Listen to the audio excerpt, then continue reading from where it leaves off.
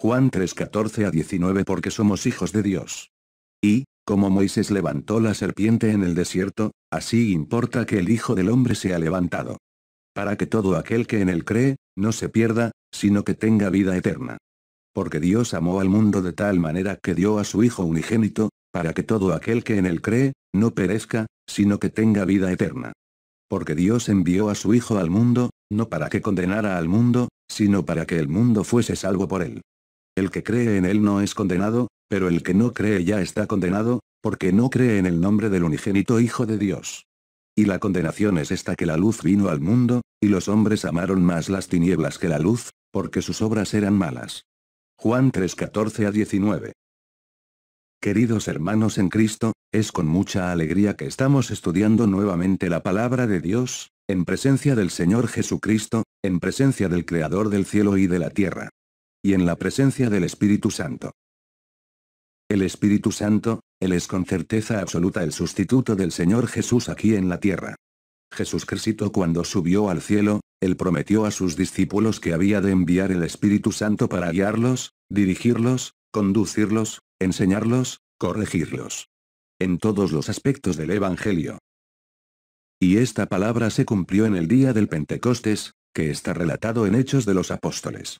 1 Y, cumpliendo el día de Pentecostés, estaban todos de acuerdo en el mismo lugar, Actos 1:1.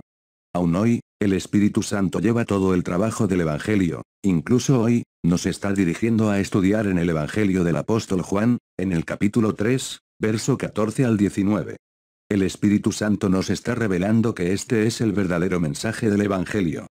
En ella está contenida el objetivo del Evangelio de Cristo. En el verso 14, él comienza diciendo como Moisés levantó la serpiente en el desierto, así importa que el Hijo del Hombre también se levantado.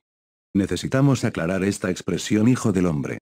El Espíritu Santo nos está revelando ahora, lo que esto quiere decir. Es tan profundo, y magnífico, porque no merecíamos tanto de parte del Creador del cielo y de la tierra. Esta expresión quiere decir que, al Dios generar en una virgen, un hijo de él, significa que Dios pasó a formar parte de la generación humana, pues, en la palabra exacta, Dios, embarazó una virgen. Significa, una envoltura íntima de cuerpo y sangre. Donde la vida es generada, y cuando esto ocurre hay un vínculo familiar. Tanto de derechos como de deberes, de compromiso y de placer de ambas partes, entonces, Dios se ha convertido en una familia humana, nos hacemos parte de esta familia. Y todo aquellos que desear, el farán parte también. En el texto original, está escrito que la Virgen María concebió el embarazo del Espíritu Santo, que es el Dios vivo. Y solamente un ser vivo podría agir de tal forma. Que hoy usamos la expresión quedar embarazada, porque es una expresión contemporánea nuestra, pero el autor de la Biblia, resolver el relato concebe. Yo quiero dejar bien claro, hermanos en Cristo, que hoy, nosotros formamos parte del Dios vivo, somos hijos de Dios, porque Dios gira un hijo en una mujer que hace parte de los seres humanos. Entonces, Dios nos transformó en hijos. Y eso es lo que me deja muy feliz, y muy satisfecho y me da alegría de pasar a ustedes los mensajes del Evangelio.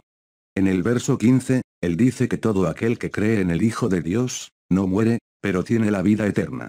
En el verso 16, él dice que Dios amó los seres humanos de tal manera que ha gorido a su Hijo en una virgen para que todo aquel que en él creer, no muere, pero tenga la vida eterna. En el versículo 17, él aclara el objetivo de esta implicación porque Dios envió a su Hijo al mundo, no para que condena el mundo, pero para que el mundo fue salvo por él.